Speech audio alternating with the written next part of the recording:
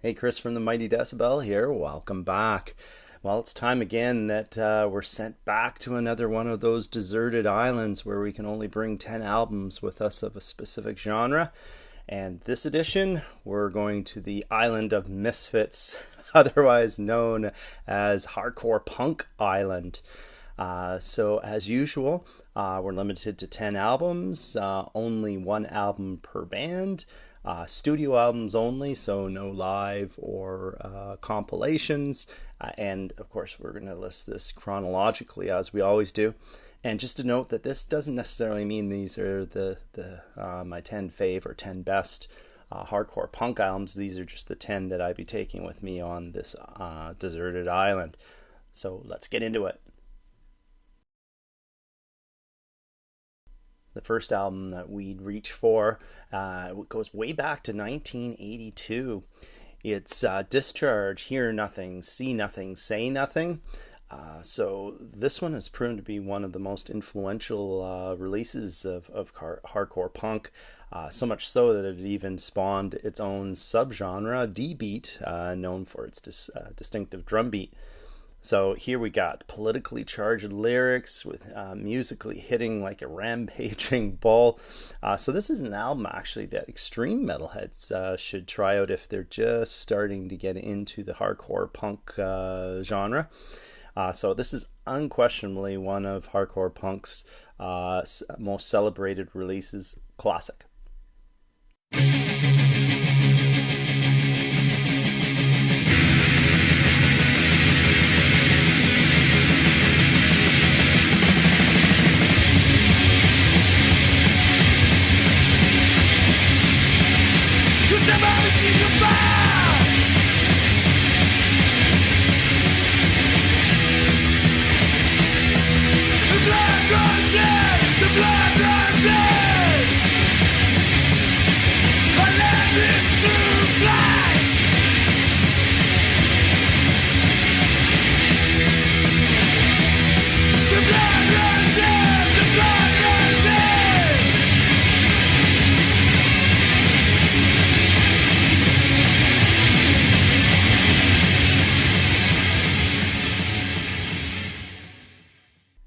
The next album we'd move forward 4 years to 1986, and another debut album. It's Poison Idea's Kings of Punk.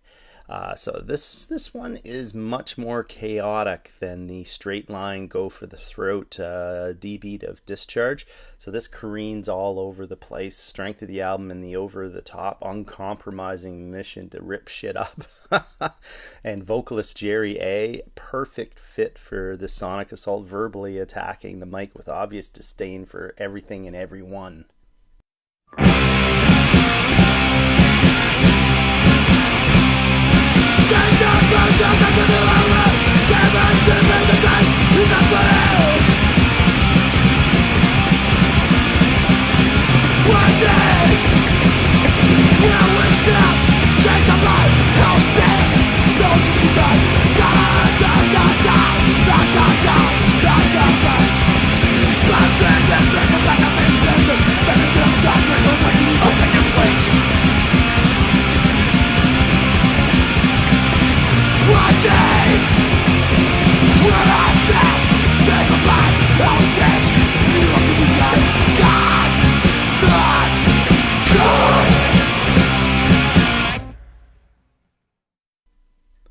We stay in 1986 for the next one.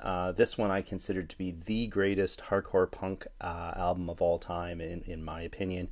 It's Final Conflict's Ashes to Ashes, yet another debut album here.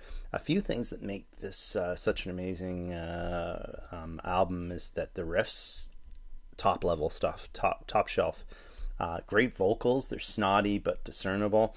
Hilarious chicken scratch guitar solos, but most of all, it's the strength of the songwriting here. Every song is classic of the hardcore punk genre. It's perfection.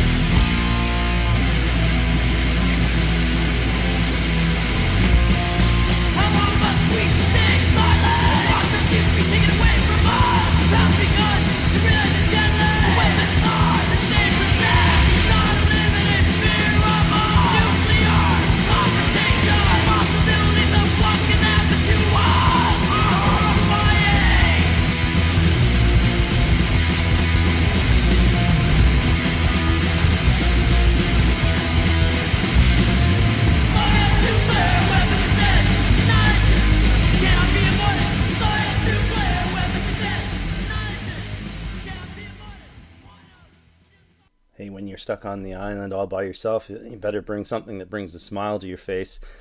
So I'd be taking Dayglow Abortions Here Today, Guano Tomorrow with me. So that was from 1987. So this is full of tongue-in-cheek lyrics. You'll find yourself singing along to the politically incorrect lyrics while bouncing off the walls to the top-tier riffage. Absolute hoot of an album, and it's Canadian too.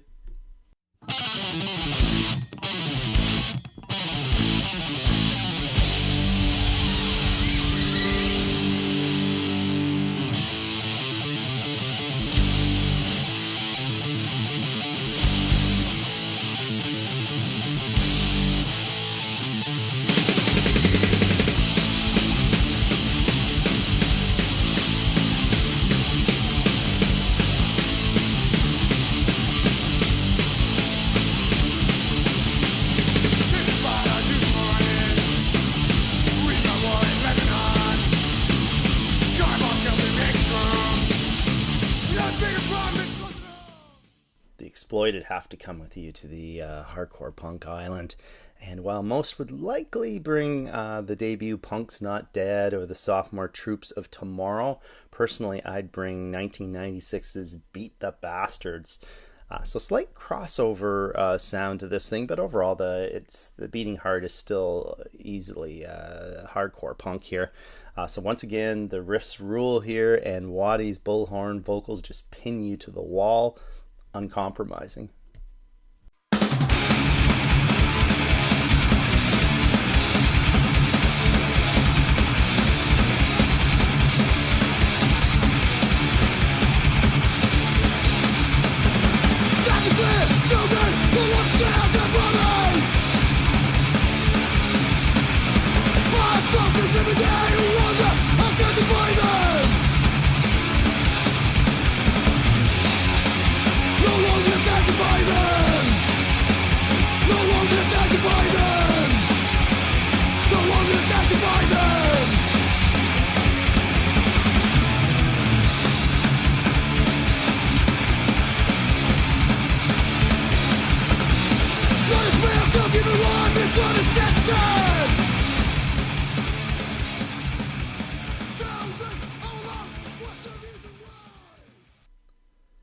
We move forward to 1998 for Kicked in the Teeth by Zeke next.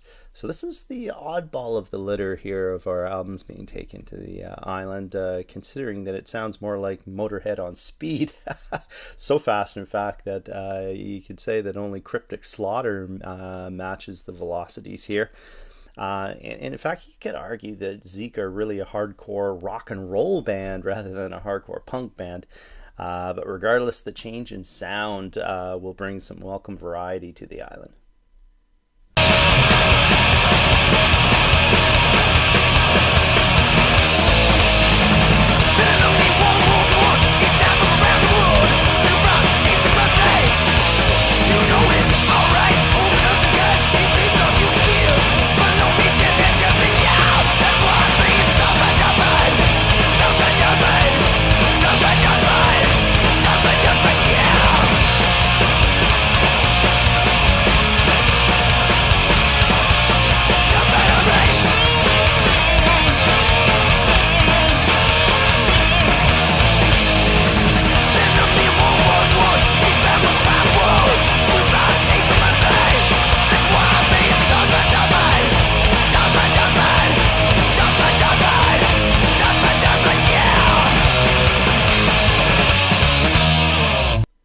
Back to jolly old England there for How Do You Sleep by the Verruchers.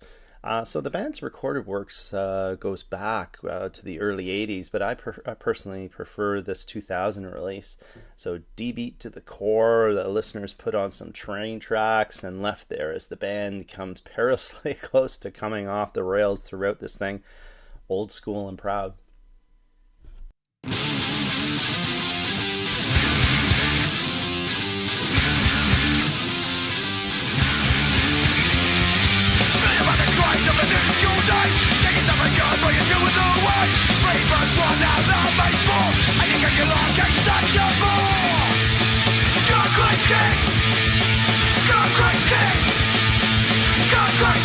Switch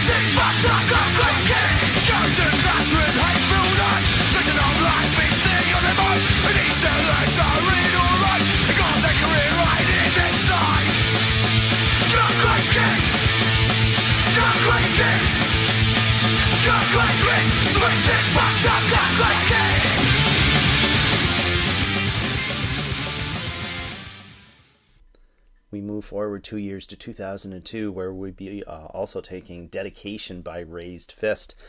So this is some Swedish hardcore that steamrolls listeners into submission.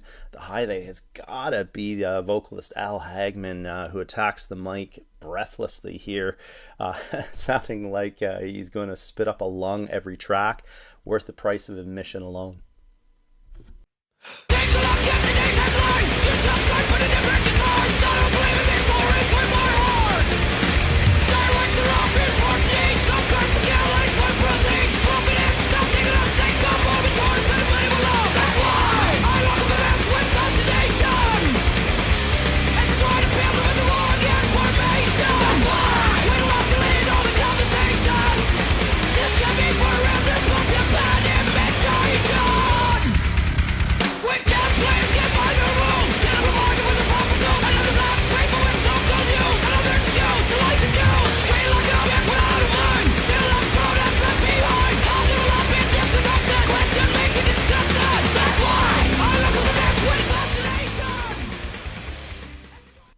Before we proceed, I should point out, I forgot to say earlier on in the episode, that this list does not include straight up hardcore or crossover albums, because they're going to be subject of their own island episodes later on.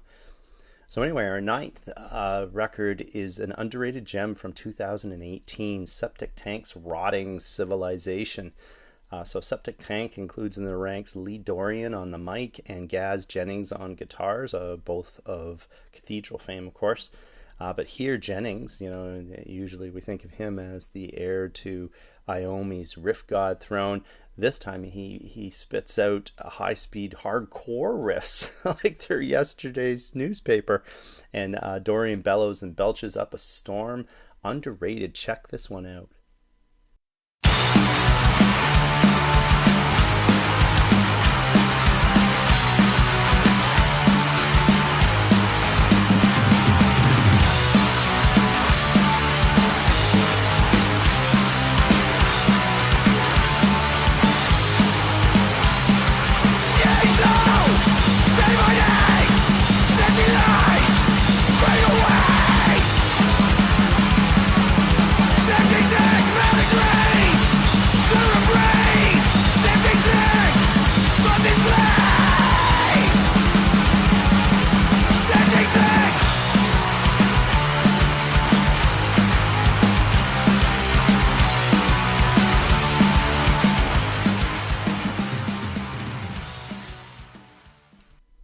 Okay, we're down to our 10th album that we'll be taking with us on the Hardcore Punk Island, and it's Drop Dead 2020 by Drop Dead, obviously issued in 2020.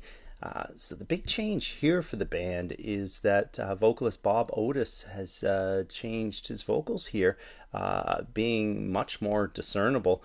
Still fully enraged, but you can actually understand what he's saying without reaching for a lyric sheet. Still angry as all hell. Regardless, the music is top-notch here, annihilating hardcore punk with a guitar tone that punches through concrete. My favorite hardcore punk album of the 2000s.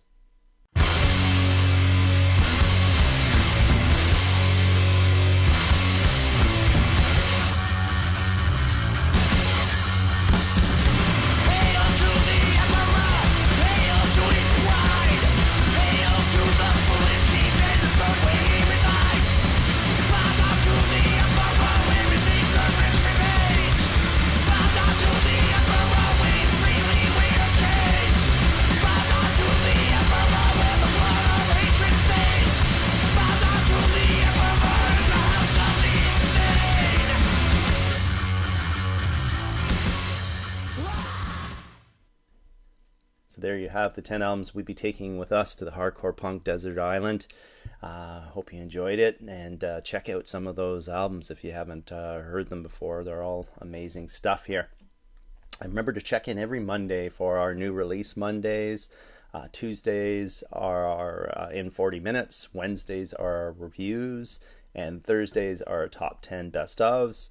And you can find all that at our website, www.themightydecibel.com. Have a great one, eh? Bye.